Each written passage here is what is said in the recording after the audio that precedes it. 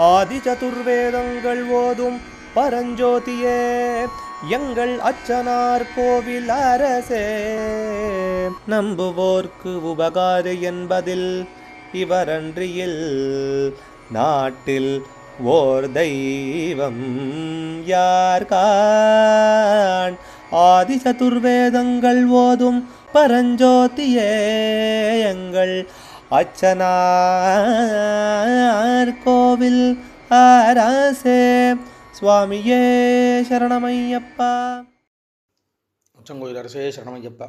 பகவானுடைய 186வது திருநாமா திருப்பெயர் ஹைம பிராகார சோபிதாய நமஹா. பொன்மயமான பிரகாரங்கள் சூழ அழகுடன் திகழ்வோனுக்கு நமஸ்காரம்.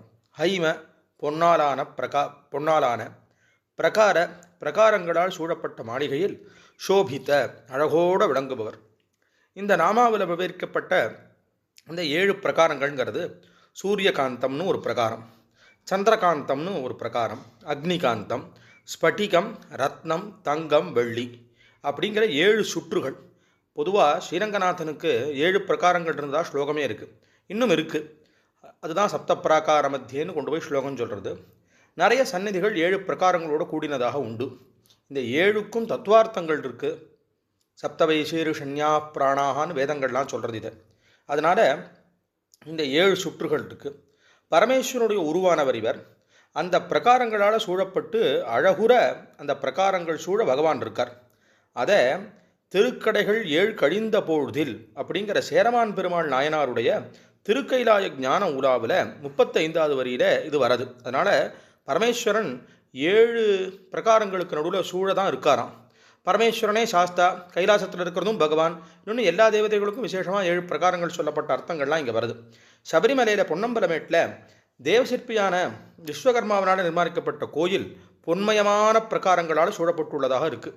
அங்கே தேவேந்திரன் முதலான தேவதைகள்லாம் சாஸ்தாவை பூஜை பண்ணிட்டும் இருக்கார்கள் அப்படின்னு தர்மசாஸ்தா சர்வஸ்வம் அப்படிங்கிறதான ஒரு கிரந்தம் தெரிவிக்கிறது.